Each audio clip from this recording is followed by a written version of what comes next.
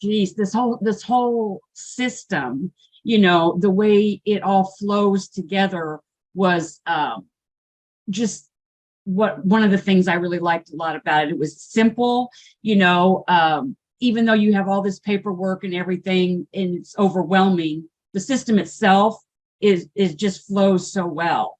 And it just kind of builds, each step builds on the other one. And like the Magic 6, that one small piece of it was huge for me because I didn't have anything like that in place before. So I think that that's really important to have. And I have like a lot of, I'm kind of like a course collector.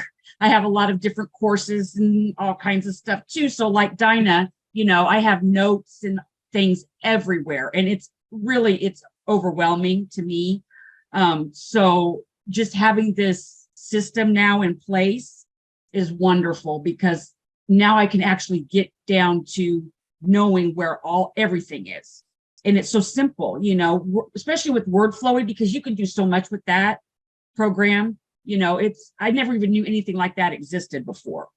So for me, I mean, it's a very exciting journey to be on. And I'm looking forward to, what the future is going to hold with it.